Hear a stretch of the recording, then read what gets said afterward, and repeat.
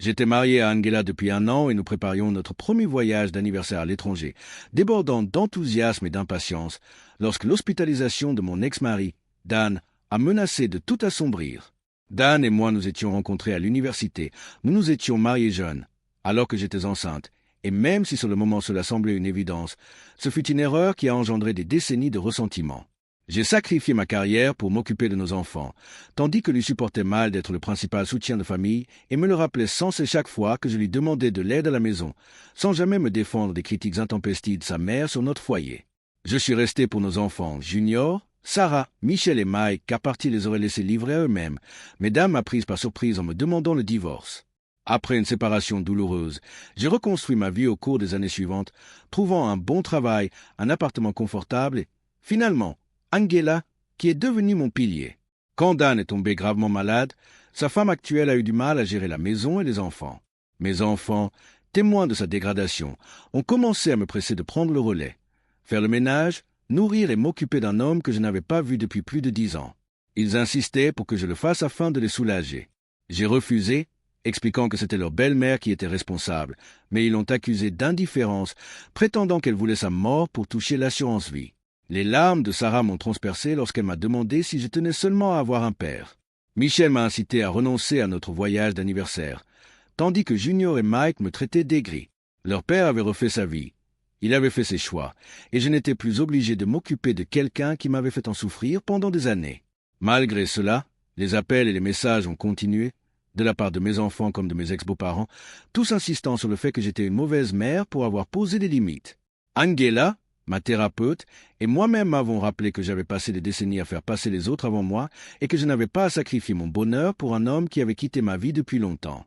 Je suis parti en croisière avec Angela, une expérience joyeuse et libératrice, même si mes enfants m'ont d'abord reproché mon égoïsme, malgré mes affirmations selon lesquelles mes obligations s'étaient terminées avec le divorce.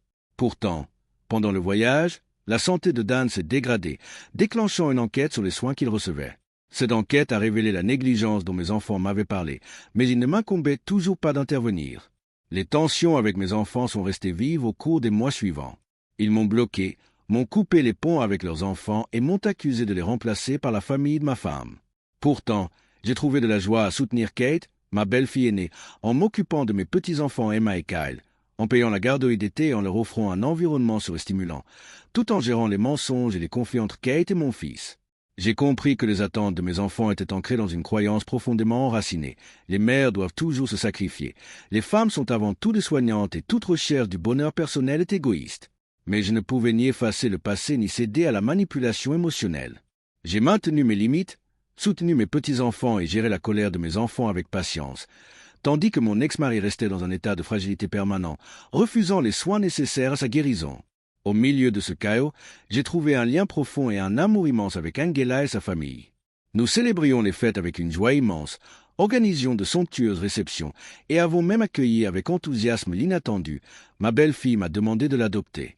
Ce geste de confiance et d'amour familial a empli mon cœur, tandis que mes enfants biologiques exprimaient leur indignation face à ce qu'ils percevaient comme un affront, révélant ainsi les profonds malentendus et le sentiment de droit acquis au cœur de notre conflit. Au fil du temps, j'ai continué à naviguer dans ces dynamiques familiales complexes, offrant mon soutien et mes conseils à ceux qui les recevaient, tout en affirmant mon droit au bonheur et à l'autonomie. Je savais que la colère de mes enfants, leur blocage et leurs tentatives de manipulation de mon implication reflétaient leur peur et leur frustration, et non la qualité de mon amour. J'ai compris que les attentes placées sur les femmes donnaient sans cesse, se sentir coupables de poser des limites et sacrifier leur joie pour des obligations passées étaient irréalistes et injustes, et que le véritable amour ne se commande pas, il se choisit. En persévérant, en soutenant ceux qui étaient ouverts au lien, et en faisant confiance au jugement de ma thérapeute et à ma femme, j'ai découvert une vie certes complexe, mais authentique, épanouissante. Je pouvais y aimer pleinement, sans être prisonnier du cycle de l'obligation, de la culpabilité et du ressentiment. Le rire de mes petits-enfants, la chaleur de mon mariage et la liberté de vivre en accord avec moi-même sont devenus mes plus grandes victoires, même face à l'éloignement, aux accusations et aux ombres persistantes d'un passé qui m'avait jadis défini. Finalement, j'ai choisi la compassion là où elle était la bienvenue, les limites là où elles étaient nécessaires, et la joie là où elle m'avait longtemps été refusée.